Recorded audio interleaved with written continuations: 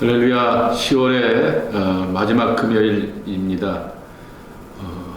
지난 한 달 동안도 하나님께서 지켜주셨는데 이젠 추워집니다. 이 추운 날씨 가운데서도 하나님께서 은혜와 평강으로 지켜주시기를 함께하게 축복합니다. 무엇보다도 주일 밤에는 눈도 온다고 하는데 이 계절의 변화 가운데서 하나님께서 항상 선한 모습으로 이끌어 주시고 또 동행해 주시기를 예수님의 이름으로 간절히 축원합니다. 기도하면서 함께 시작합니다. 하나님, 오늘도 주님의 말씀을 보고자 합니다. 그 말씀 안에서 기쁨을 누리게 하여 주시옵시고 생명으로 살아가는 하나님의 사람들 되게 하여 주옵소서. 예수님의 이름으로 간절히 축복하며 기도 올리옵나이다. 오늘 찬송은 430장입니다. 주와 같이 길 가는 것 즐거운 일 아닌가 입니다. 4절을 나누려고 합니다. 에녹을 선지자로 불렀던 것을 우리가 어떻게 이해할지 모르겠지만은 어떤 특정적인 그런 신앙 고백이라고 이렇게 받아들이면서 우리도 천국에 들려 올라갈 때까지 주와 같이 걷겠네 라고 하는 것입니다. 동행하는 것을 주와 같이 걷는다 라고 하였는데요. 그 말씀이 그대로 적용되는 데가 어디냐라고 하면은 48장 15절 말씀입니다. 그가 요셉을 위하여 축복하여 이르되 내 조부 아브라함과 아버지 이삭이 섬기던 하나님, 나의 출생으로부터 지금까지 나를 기르신 하나님이라고 하는 말입니다. 지난 목요일날 새벽기도 때 말씀을 나눴던 것처럼 아브라함과 이삭이 섬기던 하나님이라고 하였을 때 그 섬기던이라고 하는 히브리어 단어는 섬기다는 말로도 번역이 되지만은 함께 걸어갔다라고 하는 말로도 번역이 된다라고 하는 것이죠. 아브라함과 이삭과 함께 걸어갔던 하나님인 것입니다. 우리는 족보 이야기를 보면서 무슨 집안 내력 보려고 하는 것이 아니라 사람이 어떻게 달라지고 변화되었는가, 사람이 어떻게 하나님의 축복을 받았는가 라고 하는 것이죠. 그것의 요점은 하나입니다. 하나님을 경험하고 하나님을 만났으면 변하지 않고 하나님과 동행하는 사람이 되어야 하겠다라고 하는 것입니다. 그래서 430장의 4절 가사 옛 선지자 에녹같이 우리도 천국에 들려 올라갈 때까지 주와 함께 걷겠네. 한 걸음 한 걸음 주 예수와 함께 날마다 우리 걸어가리. 아멘. 성경 공부를 시작하기 전에 하나 권면을 한다고 하면은 지난 목요일날 새벽 기도의 본문이 하나님의 말씀의 도라고 하는 것입니다. 하나님을 두려워한다 혹은 하나님을 사랑한다 라고 하는 것은 반드시 하나님의 토라를 사랑한다 라고 하는 것으로 나타나는 것이 구약의 백성들의 신앙의 모습이라고 하는 것입니다. 오늘이 이제 종교 개혁일이고 그리고 또한 할로윈데이 아니겠습니까? 원래는 교회 절기로 하면은 올 세인트 데이입니다. 만성일이죠. 모든 사람들의 성자됨을 축하하는 날이라고 하는 것이죠. 근데 진정한 성자가 누구일까? 라고 하는 것이죠. 아침에 이런 글을 또 공교롭게도 하나 읽게 되었습니다. 이 시대의 위기는 말씀에 대한 두려움이 없기 때문에, 말씀에 대한 달콤함과 기쁨이 없기 때문에 오는 위기라고 하는 것이죠. 그것은 평신도에게만 해당되는 것이 아니라 저 같은 교육자에게도 똑같이 해당되는 뜻이라고 하는 것이죠. 하나님의 말씀에 대한 두려움, 그거는 공포감이 아니라 정말 설레는 마음, 정말 하나님 앞에서 바짝 정말 스스로가 좋아서 긴장하는 마음, 그 마음을 우리가 놓쳐버리고 산다라고 하는 것입니다. 그리고 그 속에서 하나님의 말씀을 나눈다, 가르친다, 그것은 생명이 없다라고 하는 것입니다. 그러기에 종교개혁자들이 우리에게 주게 되었던 첫 번째 선물이 지난주일에 설교 때 성경이라 말씀을 드렸습니다. 그 성경 말씀을 붙들고 거기서 하나님을 경험하고 만나고 하나님의 선한 팔로 인도함 받는 우리 모두가 되기를 축복합니다. 자, 성경 말씀을 보겠습니다. 창세기 48장입니다. 48장 5절과 6절 그리고 48장 12절서부터 16절입니다. 여기 이제 밑에 자막에 나가겠지만 원래는 48장 9절서부터 20절까지의 긴 말씀인데요. 그것을 읽기가 많으니까 분량이 많아서 제가 이렇게 끊게 되었습니다. 내가 애굽에 와서 내게 이르기 전에 애굽에서 낳은 두 아들 에브라임과 므낫세는 내 것이라. 르벤과 시몬처럼 내 것이 될 것이요 이들 후에 내 소생은 내 것이 될 것이며 그들의 유산은 그들의 형의 이름으로 함께 받으리라. 자, 또 12절서부터 16절까지 읽겠습니다. 요셉이 아버지의 무릎 사이에서 두 아들을 물러나게 하고 땅이 엎드려 절하고 오른손으로는 에브라임을 이스라엘의 왼손을 향하게 하고 왼손으로는 므낫세를 이스라엘의 오른손을 향하게 하여 이끌어 그에게 가까이 나아가매 이스라엘이 오른손을 펴서 차남 에브라임의 머리에 얹고 왼손을 펴서 므낫세의 머리에 얹으니 므낫세는 장자라도 팔을 엇바꾸어 얹었더라. 그가 요셉을 위하여 축복하여 이르되 내 조부 아브람과 아버지 이삭이 섬기던 하나님, 나의 출생으로부터 지금까지 나를 기르신 하나님, 나를 모든 환난에서 건지신 여호와의 사자께서 이 아이들에게 복을 주시오며 이들로 내 이름과 내 조상 아브라함과 이삭의 이름으로 칭하게 하시오며 이들이 세상에서 번식되게 하시기를 원하나이다. 아멘. 요셉의 두 아들 므낫세와 에브라임입니다. 근데 어느 목사님의 설교 제목을 보니까 성경 공부 내용이 참 재밌습니다.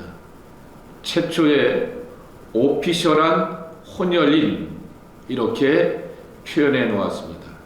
예를 들면 신약 성경에 가게 되면은 예수님 주변에도 많은 이방인들이 예수님을 믿고 믿음으로 살아오게 되었지만은 예를 들면은 백부장의 이름이 밝혀지지 않고 백부장이라고 나오게 되었습니다. 그렇지만은 사도행전 10장에 보게 되면은 같은 백부장이었던 고넬료는 이름도 정확히 밝혀지게 되었고 또한 베드로가 그 집에 머물게 되었다라고 하는 것도 소개하면서 오피셜하게 공식적인 이방인 크리스찬이 되었다라고 하는 그러한 타이틀을 갖게 됩니다. 신구약 성경에 보게 되면은 특별히 구약 성경에 유대인들이 자신들의 그러한 순수함과 단일성을 강조하게 되지만은 이미 요셉 때에서부터 그 자녀들이 섞여 있는 것을 알 수가 있습니다. 요셉이 이집트의 제사장의 딸과 결혼하게 되어서 첫 아이의 이름을 므낫세라고 하였습니다. 잊어버림입니다. 창세기 41장 51절에 보게 되면은 하나님께서 지나간 날들의 모든 고통과 아픔을 다 잊게 해주셨다라고 하는 그러한 뜻을 담고 있는 것입니다. 둘째 아들의 이름은 에브라임입니다. 그 의미는 번성케 한다, 창성함을 누린다 라고 하는 것이죠. 하나님께서 나로 하여금 이 땅에서 존귀한 자가 되고 존귀한 자의 명예만 높여주신 것이 아니라 또한 부도 함께 얻게 하여 주셨다라고 하는 것입니다. 자, 이제 오늘의 말씀을 보시게 되면은 정말 죽었다라고 생각하게 되었던 요셉이 이집트의 국무총리가 되었고 아들의 기쁜 소식을 듣고 야곱과 그 일가 공식적으로는 70명 그랬습니다. 비공식적인 사람들까지 합치게 되면은 수백 명 되겠죠. 그 많은 이 부인들도 데려오고 자식들도 데려오고 하게 되면은 제법 많은 일가였을 것입니다. 한 500명 이상이 되는 사람들이 이렇게 내려오게 되었을 것입니다. 자, 이제 내려와서 살아가게 되었고 또 17년 동안 키워왔던 아들을 오랫동안 잃어버리게 되었는데 또 하나님께서 그만큼의 또 만날 수 있는 기회를 허락하여 주셔서 기쁨으로 아들을 만나는 은혜를 누리게 되었던 것입니다. 자, 이 아들에 대한 생명의 기쁨을 누리게 되었던 야곱이 자연인이니까 때가 되어서 갈 때가 되지 않았습니까? 그래서 지난주에 말씀에도 있듯이 오늘 읽게 되었던 48장 그 다음 장 49장에 보게 되면은 12아들을 향하여서 각각의 축복을 하게 됩니다. 그런데 그 전에 먼저 야곱이 교통정리를 하나 합니다. 요셉아, 내 두 아들 므낫세와 에브라임을 내게 데려오라 라고 말씀하면서 오늘 읽었던 5절, 48장 5절과 6절에 보게 되면은 이 두 아들은 내 아들이 아니라 나의 양자로 삼겠다라고 말하게 됩니다. 그러니까 야곱의 아들로 삼겠다라고 하는 것입니다. 야곱의 입장에서 보게 되면은 미안한 사람이 한 사람이 있습니다. 나엘인 것이죠. 가장 사랑하고 가장 마음을 줬음에도 불구하고 본부인 첫 부인이 되지 못하게 되었던 그러한 안타까움도 있게 되었고 또 어려움을 이기고 극복하여서 결혼을 하게 되었는데 생명을 얻는 것도 가장 어렵고 힘들게 정말 마음고생 많이 한 다음에 느지막하게 얻게 되었고 그 얻게 되었던 아들 요셉은 오랜 세월 동안 잊어버렸다라고 생각하게 되었으니 와이프 나엘을 생각하게 되면 너무나 마음이 많이 쓰이게 되는 것입니다. 그래서 이 나엘을 생각하면서 두 아들을 자신의 양자로 삼죠. 손주가 이제 학년을 뛰어넘어서 아들의 반열 가운데 오르게 되었다라고 하는 것입니다. 그런데 이제 그 중요한 것은 여러분이 잘 아시는 것처럼 이렇게 스위치하여서 이 므낫세와 에브라임의 순서를 바꿔가면서 축복하였던 것이죠. 저도 종종 안수 기도를 하는데요. 여러분 잘 아시는 것처럼 제가 이 짝배 왼손잡이 아닙니까?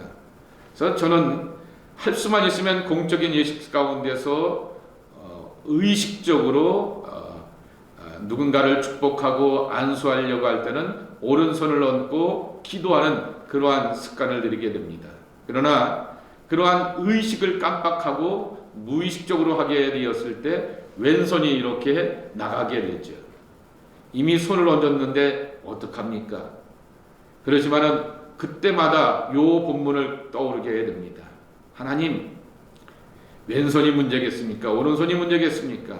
하나님의 축복이 이 하나님의 사람에게 임하는 것이 중요한 줄 믿습니다.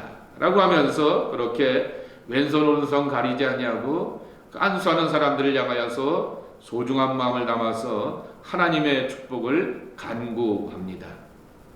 오늘 이렇게 두 손을 가리어서 기도하게 되었던 그 의미가 무엇일까라고 하는 것이죠. 왜 첫째를 제껴놓고 둘째 에브라임에게 장자의 복을 대신 이어가게 하였을까라고 하는 것이죠. 여기 성경에 보게 되면 14절에 48장 14절에 보게 되면은 므낫세는 장자라도 칼을 엇바꾸어 얹었더라 그랬습니다. 엇바꾸어라고 하는 히브리어 단어가 시켈이라고 하는 것인데 고의로 혹은 의도적으로 라고 하는 것이죠. 의도적으로 바꾸어서 뜻을 가지고서 바꾸어서 라고 하는 것이죠. 실제로 19절에 보게 되면은 요셉이 아버지 손 이르면 안 되는데요 했더니 나도 한다 라고 하면서 야곱이 그렇게 대답을 하게 되는 것입니다. 분명하게 자녀들에게 가르쳐주게 되는 것이죠. 장자의 복은 선천적인 복이 아니다 라고 하는 것이죠. 진정한 의미에서의 장자의 복이라고 하는 것은 거룩한 것을 추구할 줄 알고 신령한 것을 볼 줄 알고 하나님의 은혜를 향하여서 갈급한 이들이 누리는 것이다 라는 말씀인 것입니다. 예수님 말씀하시길 세례 요한서부터 지금까지 천국은 침노하는 사람들의 것이다 라고 말씀하셨습니다. 하늘나라를 향하여서 갈급하며 신령하며 구할 줄 아는 사람들이 복을 받는다라고 하는 것입니다. 이 기독교 신앙의 참 위대한 그 교리의 요약이 여기에 담겨져 있습니다. 하나님의 조건 없는 사랑, 그것에 내가 어떻게 대답하고 응답하느냐, 이것이 참으로 중요하다라고 하는 것입니다. 우리에게 다가오시게 되었던 이 하나님의 무조건적인 사랑 앞에 하나님 주셨으니 하면서 아니라고 느슨하게 대답하는 것이 아니라 또 갈급한 마음으로 사모하는 마음으로 하나님 앞에 나아가야 하겠다라고 하는 것입니다. 두 번째로 그래서 에브라임의 후손이 또 주목을 받는 것은 누구 때문이냐라고 하면은 바로 이 여호수아 때문인 것이죠. 가나안 땅에서 정착하게 되었을 때 그 주목받는 그 이유가 바로 이 여호수아 때문이다라고 하는 것이죠. 에브라임 지파를 대표하는 가나안 땅의 정찰병이었던 여호수아입니다.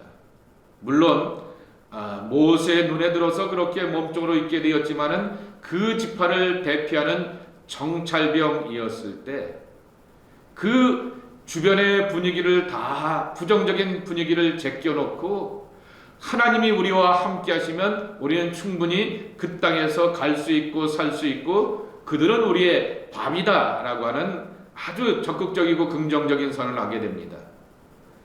적극적이라고 하여서 긍정적인 것이다 라고 하여서 복이 오는 것이 아니라 하나님의 약속 앞에서 내가 어떻게 반응하는가 라고 하는 것에 대한 아주 중요한 자세를 여호수아가 가르쳐 줍니다.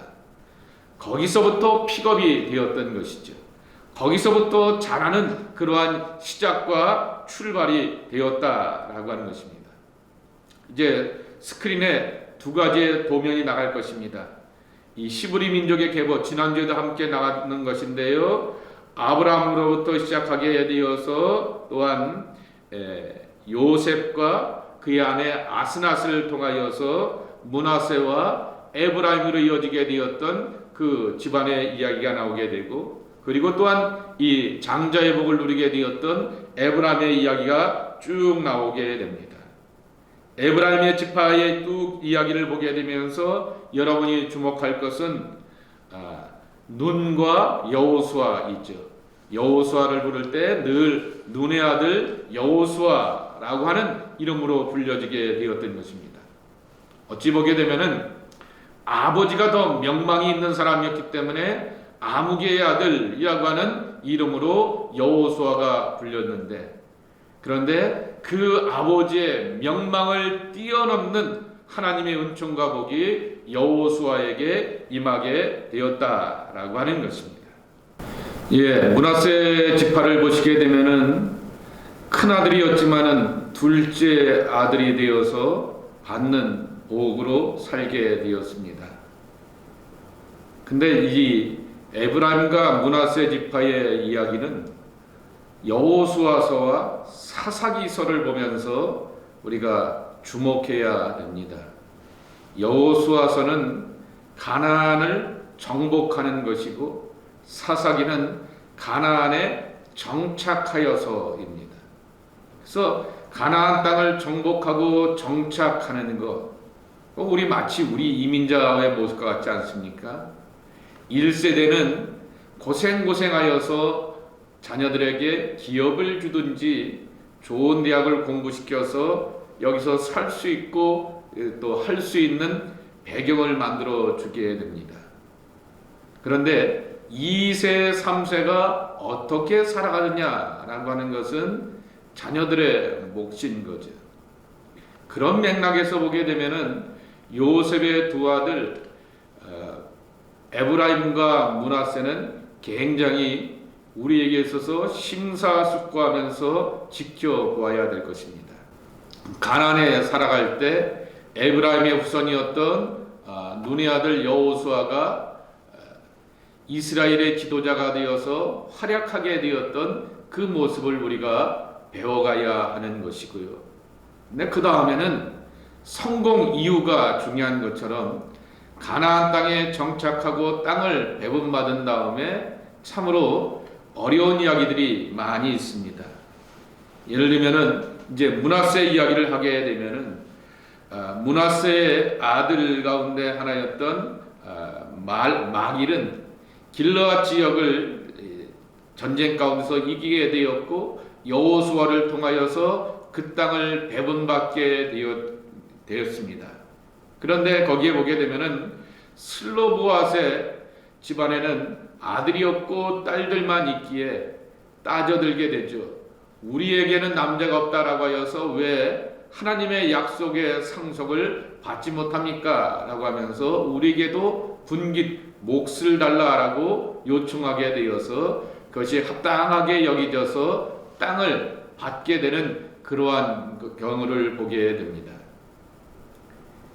이 가나안에 정복하고 정착하는데 이것처럼 이 요셉의 자녀들이 주목할 만한 일들을 많이 일어나게 되었지만은 가나안 땅에 정착하고 나서 이 요셉의 자녀들 아니면 다른 12지파의 자녀들이 어떤 활약을 하였는가? 사사기는 우리에게 있어서 참으로 부정적인 신앙의 모델들 아니겠습니까? 하나님이 우리에게 복을 주셨는데 그 복을 잘 보존하고 하나님과 좋은 관계로 사는 것이 아니라 자기 멋대로 살다가 이방 사람들로부터 공격을 당하게 되고 정신 못 차리는 그러한 경험들을 할 때 하나님께 돌아와서 회개하면서 다시금 하나님의 사람으로 관계가 회복되고 또 타락하고 또 공격당하고 또 회복당하는 그러한 모습인 것이죠. 근데 그때 요셉의 자녀들의 활동들, 후손들의 활동의 모습들을 찾아볼 수가 없다라고 하는 것입니다. 므낫세 지파를 보게 되면서 그러한 경우들을 우리가 확인해 볼 수가 있는 것입니다. 이제 네위 지파를 보려고 합니다. 네위는 야곱의 셋째 아들입니다. 근데 창세기 49장 5절서부터 7절까지의 말씀해 보게 되면은 레위에 대한 야곱의 축복과 예언을 보게 되면은 굉장히 부정적입니다. 제가 읽어보겠습니다. 시므온과 레위는 형제요 그들의 칼은 폭력의 도구로다. 내 호나 그들의 모의에 상관하지 말지어다. 내 영광아 그들의 집회에 참여하지 말지어다. 그들이 그들의 분노대로 사람을 죽이고 그들의 혈기대로 소의 발목 심줄을 끊었음이로다. 이게 어떤 이야기를 담고 있냐고 하면은 창세기 34장에 보게 되면은 야곱이 하나님께 처음 약속하고 선한 대로 고향으로 돌아오게 되었을 때 베델로 가겠다라고 하였는데 베델보다도 세겜이 더 좋아 보이니까 세겜 땅에서 정착하여 살다가 자기 딸 디나가 욕보임을 당하게 됩니다. 그랬을 때 디나의 같은 배, 어머니가 같은 그 오라버니들이 복수를 하게 되는 것이죠. 르벤과 시므온과 레위가 앞장서고 주동하여서 이 복수의 일에 서게 되는 것입니다. 그래서 디나를 아내로 취하려고 하게 되었던 세겜의 남자들을 향하여서 뭐라고 요구하냐고 하면은 우리는 다 할례 받은 사람들이니까 니들도 할례 받아야 돼 라고 요청을 하게 됩니다. 현대의 과학적인 의학적인 기술을 가지고서도 남자가 할례를 받게 되면은 움직이지 못하게 되고 일주일 정도 이렇게 몸을 요양해야 되게 되는데, 당시에 이 할례를 받게 한다라고 하는 얘기는 남자를 향해서 꼼짝 못하게 하는 그러한 경우이죠. 그렇게 놓고 나서는 이 세겜의 남자들을 다 쳐서 피해 보복을 하게 됩니다. 고약하게 되고 사악한 그러한 뜻을 가지고서 동생을 향하여서 피해 복수를 하게 되고 자식들이 살인자가 되게 됩니다. 물론 명분이야 정당하죠. 고대의 율법이 뭡니까? 눈은 눈으로, 이는 이로 내려오게 되는 것이 함무라비 법전 이후에 내려오게 되었던 모든 중동 사람들의 관습이라고 하는 것입니다.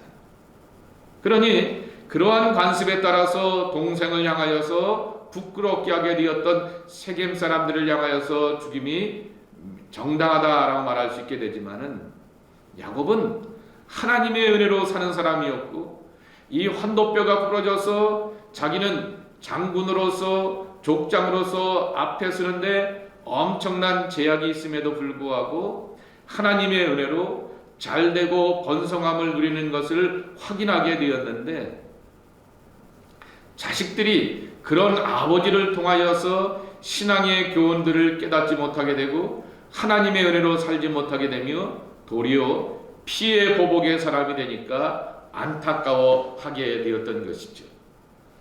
그러한 모습 속에서 이 레위를 향하여서 시므온과 그리고 레위를 함께 싸잡아서 축복하는 유언의 말씀을 남겨놓는데, 아주 그 내용들이 거칠고 저주스러운 그러한 내용들로만 가득 차 있게 되는 것입니다. 근데 여러분, 금방 이제 다이아그램을 하나 이렇게 보시게 될 텐데, 보시게 되면은 우리가 주목할 만한 사람들이 이렇게 몇 사람이 있는 것을 보게 됩니다. 레위의 자식들 가운데서 이제 고앗도 있고요. 그리고 당연히 아론이라고 하는 사람을 주목할 수밖에 없고, 그리고 아론으로 쭉 내려가게 되어서 비느하스라고 하는 이를 향하여서 주목할 수밖에 없고요. 또 왼편에 있는 것처럼 우사를 이렇게 주목하여 볼 수밖에 없지요. 그리고 반대로 이 아히멜렉이나 아비아달처럼 이 다윗을 도와주게 되었다가 사울 왕에게 아주 비참한 최후를 맞이하게 되었던 그러한 제사장의 모습도 보게 되지만은, 그러한 주목할 만한 그러한 사람들의 이름을 우리가 함께 찾아보게 되는 것입니다. 먼저 우리가 내일을 보면서 확인해야 될 것은 야곱에게 저주를 받게 되었던 레위라고 하는 것입니다. 그 이유를 금방 말씀을 드렸습니다. 피의 보복입니다. 근데 금방 이 피를 흘리는 것에 또 하나의 후손이, 이 레위 지파의 후손이 하나 있죠. 누굽니까? 비느하스입니다. 민수기 25장 1절서부터 13절 말씀에 보게 되면은, 가나안을 향하여서 가게 되었던 이스라엘 백성들이 우상을 섬기게 되고 하나님 앞에 범죄하며 타락할 때, 이 타락한 이스라엘 백성들을 향하여서 강직하게 일어나서 백성들을 3,000명이나 쳐서 죽이는 주동의 역할을 하게 되었던 이가 바로 비느하스입니다. 근데 똑같은 피 흘림이었지 않았습니까? 레위도 여동생을 지켜가기 위해서 피해 보복을 하게 되었고, 그리고 비느하스도 하나님의 거룩함을 지켜가기 위하여서 피해 그러한 심판을 하는데 수단으로 사용되었다라고 하는 것입니다. 피를 흘리게 되는 사람들이라고 하는 것이죠. 그래서 레위 지파가 갖고 있는 특징 가운데 하나는 강직함이라고 하는 것을 먼저 첫인상으로 배우게 됩니다. 저희가 신학교 다닐 때 듣던 농담이 하나 있습니다. 목사들만큼 고집이 센 사람들이 없다라는 얘기를 합니다. 신학교 교수들이 왜 그럽니까? 라고 학생들이 묻게 되면은 야, 이 친구들아, 안 보이는 하나님을 보인다고 말하는 사람들이 목사들인데 그러려고 하면 그만한 고집 없으면 어떻게 버티고 견뎌? 라고 이렇게 얘기를 하셨는데, 그런 맥락에서 이 레위와 비느하스를 보게 되면은 굉장히 완고하고 고집스럽고 우직함을 보이게 되는데, 그 강직하고 우직함을 오히려 하나님께서 보시고 들어 쓰시는구나 라고 하는 사실을 배우게 되는 것입니다. 그것이 어디에 드러나냐라고 하면은 출애굽기 32장 25절 이하에 나오게 되는 레위 지파의 충성심이라고 하는 것입니다. 출애굽기 32장은 모세가 호렙산 혹은 시내산이라고 하는 곳에 하나님의 율법과 계명의 말씀을 받기 위하여서 40일 동안 올라가 있게 되었습니다.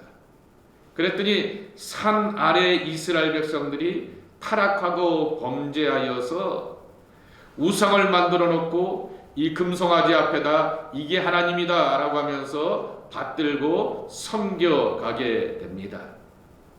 그리고 이 시내산에서 내려오게 되었던 모세가 이 성경에는 이 돌판의 말씀을 내어 던져서 깨뜨렸다라고 말하게 되는데, 전해오는 유대인들의 이 구전 전설에 의하게 되면은 기력이 빠지고 맥이 빠져서 그냥 십계명을 놓쳐버리게 되어서 깨졌다라고 말하게 되는데, 중요한 사실은 이스라엘 백성들의 타락함인 것입니다. 이 타락함을 보면서 모세가 말하게 됩니다. 여호와 편에 설 자는 내게 오라 라고 요청하자 이 아론의 후예들이고 그리고 네 지파 사람들이 뜻을 모아서 모세를 찾아가게 되고 모세의 명령에 순종하게 됩니다. 그러면서 이때 우상 숭배를 향하여서 주동하게 되었던 이스라엘 백성들의 지도자들을 향하여서 또 도륙하는 일에 앞장서게 되었던 사람들이 바로 레위인들이었던 것입니다. 그러니까 우리가 생각하는 레위 지파라고 하게 되면은 굉장한 경건과 엄숙과 신령한 것으로만 기억하고 아론의 후예들만 이렇게 기억하게 되는데, 레위 사람들이 갖고 있었던 그 모습 속에서 피 흘림의 역사가 엄청 많았구나라고 하는 것을 확인하게 되는 것입니다. 자, 이 일로 인하여서 하나님께서 이스라엘 백성들 가운데 지난주일에 우리가 설교 가운데 나왔던 것처럼 회막 혹은 성막을 만들어서 이 성막에서 하나님을 만나고 경험하면서 하나님의 임재 아래 살아가는 것을 가르쳐 주시게 됐죠. 그렇게 초대하는 일에 섬기고 받들고 수고할 사람들을 부르게 되는데, 민수기 3장의 말씀에 보게 되면은 이때 레위 지파의 사람들이 회막에서 성막에서 살아가게 되었다라고 하는 것입니다. 가장 경건한 사람들이 가장 집안의 이야기 가운데 또 이스라엘의 12지파와 역사의 이야기 가운데서 손에 피를 많이 묻혔던 그런 부끄러운 손을 갖고 있는 사람들입니다. 손이 변하였다라고 하는 것이죠. 옛날에 유명한 예화가 있지 않습니까? 이마에 이렇게 ST라고 하는 말을 쓰게 되었던 양도둑놈이 하나 있었습니다. 동네에 있는 양들을 향해서 다 이렇게 훔쳐가게 되니까 그 동네 사람들이 sheep thief라고 하는 그러한 말을 그에게 붙여주게 되었는데, 그때 그는 자기의 이마에 새겨지게 되었던 이 주홍글씨, 이 색깔에 대하여서 너무나 부끄러워하여서 대호각성하고 회귀하면서 동네에 선한 일에 그리고 도움이 되는 일에 열심을 다하여서 받들고 섬기게 됩니다. 그랬더니 이 지역, 이 동네를 향하여서 방문한 사람들이 굳은 일을 만날 때마다, 어려운 일을 만날 때마다 맨 먼저 앞장서게 되었던 이 sheep thief라고 하는 양도둑놈을 이렇게 지켜보게 되면서 저 사람의 이마에 새겨지게 되었던 ST는 세인트의 약자입니까? 라고 하면서 물어보았다라고 하는 것이죠. 양도둑놈이 변하여서 그리고 정말 성자가 될 수가 있게 되었던 그것은 회개와 누이침 속에서 하나님의 부르심에 응답하는 것에 담겨져 있다라고 하는 것입니다. 오늘 레위의 이야기를 보면서 우리가 그런 은혜를 경험하게 되는 것이죠. 피의 사람이었습니다. 그 후손들도 피 흘리는데 주동되고 앞장서는 사람들이었지만은 하나님의 거룩한 일에 가장 경건한 일에 쓰임받고 부름받고 택함으로 나갔다라고 하는 것입니다. 우리는 우리가 갖고 있는 인간의 연약함을 보기도 하고 그것이 장점이 되기도 하고 단점이 되기도 하지만은 하나님은 내 모습 그대로를 가지고서 하나님이 필요하신 곳에 하나님의 부르심으로 나가신다라고 하는 것입니다. 이것이 바로 레위 사람들의 부르심을 통하여서 우리가 배워야 될 위대한 신앙의 교훈이라고 하는 것입니다. 나의 지나간 날들을 향하여서 스스로 판단하지 마십시오. 나를 여전히 구원하시고 나를 필요로 하시고 사용하시길 원하시는 하나님의 은혜 앞에 초대 앞에 예스 하면서 언제나 응답하며 순종으로 나가는 하나님의 사람들이 되어야 하겠습니다. 이렇게 은혜로 살아가게 되었던 레위 지파 사람들을 향하여서 축복의 말씀이 어디 있냐라고 하면은 신명기 33장 8절서부터 11절까지의 말씀입니다. 제가 신명기 33장 8절서부터 11절을 읽도록 하겠습니다. 여기 요 말씀은 창세기 49장은 야곱이 이스라엘 12지파를 향하여서 주었던 말씀이라고 하면은 신명기 33장의 말씀은 모세가 이 땅의 삶을 떠나고 사역을 다 정리하면서 가나안으로 들어가게 되는 이스라엘 백성들 12지파를 향하여서 주게 되었던 축복의 말씀들입니다. 레위에 대하여는 일렀으되 주의 둠빔과 우림이 주의 경건한 자에게 있도다. 주께서 그를 마사에서 시험하시고 무리바 물가에서 그와 다투셨도다. 그는 그의 부모에 대하여 이르기를 내가 그들을 보지 못하였다 하여 그의 형제들을 인정하지 아니하며 그의 자녀들을 알지 못하는 것을 주의 말씀을 준행하고 주의 언약을 지킴으로 말미암음이로다.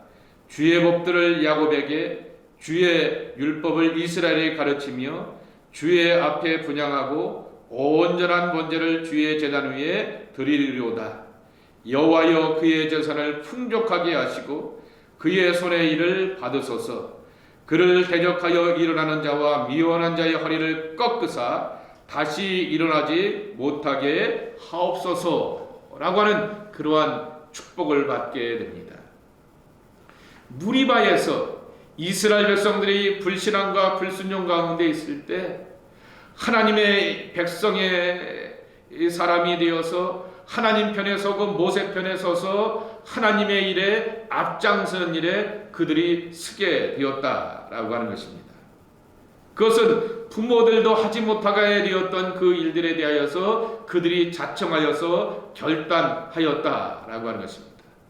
하나님께서 이 결단을 보시고 축복하셔서 이 후손들을 복되게 하셨다라고 하는 것입니다.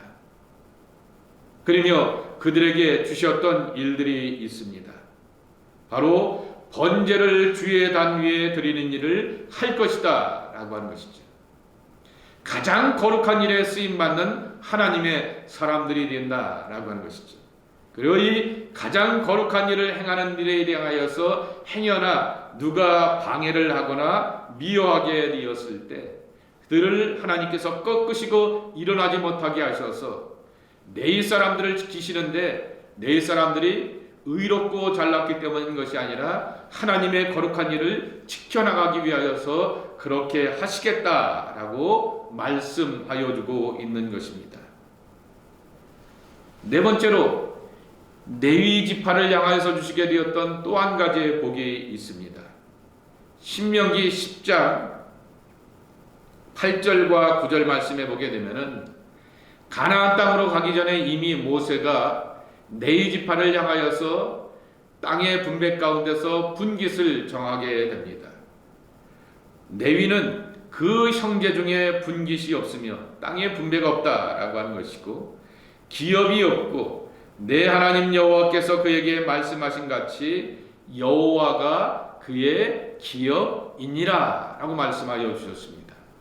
하나님께서 주시는 분깃을 갖고 살아간다 라고 하는 말씀인 것입니다. 최근에 은퇴하시는 목사님을 한번 뵀는데, 그 사모님이 한국에서 고등학교, 서울에서 고등학교 수학 선생님이셨습니다. 근데 결혼을 하면서 사모님한테 뭐라고 얘기했냐면은, 나는 교회에서 주는 것 갖고만 살겠다라고 하면서 사모님 보고 이제 학교에 교사로서 하는 것을 그만두시라고 이렇게 요청을 하셨는데 쾌히 이렇게 응낙하셨다라고 하는 거죠. 그래도 한국에서는 그래도 교회를 섬기면은 좀 여유가 있지요. 그렇지만은 뜻을 갖고 이곳에 와서 공부하시고 유학생활이 지난 다음에 이민 목회를 하게 되니까 참으로 어려웠다라고 하는 것입니다. 그래서 사모님에게도 혹시 일을 하는 게 낫지 않을까라고 하는 그러한 유혹을 받기도 하였고, 또 교회에서도 또 이렇게 하는 것으로 이렇게 하기도 하였지만은, 본인이 하나님 앞에서 뜻을 세우게 되었던 것이 레위 지파는 하나님이 그의 분깃이다라고 하는 것처럼 교회에서 주는 대로 살았다라고 이렇게 일평생을 고백을 하게 됩니다. 다행히 그 자녀들이 다 잘 되었습니다. 자녀들이 이제 자기 집도 사고 아버지 엄마 집도 하나 사줘서 그렇게 살기도 하고, 또 다른 자녀는 박사 과정에 있어서 또 아직 박사학위도 없는데도 불구하고 학교에 가서 티칭 잡을 이렇게 여러 곳에서 유능하게 하고 있는 그러한 모습을 보게 되면서 정말 저렇게 반듯하게 살아오시면서 자녀들도 반듯한 결과를 맺게 되었구나 라고 하면서 행복한 모습을 보면서 참으로 이렇게 존경스러운 그러한 모습을 갖게 됩니다. 교회에서 주는 대로 라고 하는 것이 그의 평생의 그러한 모토였는데, 하나님께서 그러한 믿음의 고백대로 살 수 있도록 지켜주셨다라고 하는 그러한 고백인 것이죠. 오늘 레위는 하나님을 기업으로 삼고 사는 자의 모습을 보여주셨다라고 하는 것입니다.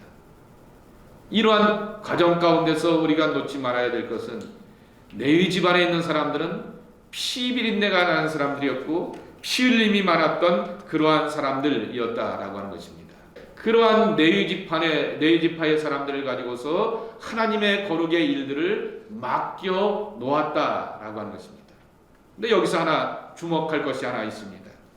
지금 여기 도표가 하나 나갈 것인데요, 보시게 되면은 빨간 좀 진한 색으로 이렇게 거져 있는 도표들을 보게 되면은 레위 지파 가운데서 이제 아론이 나오게 되고, 고핫의 후손들 가운데서 아론이 나오게 되고, 또 거기에 보게 되면은 코라 자손이 나오게 됩니다.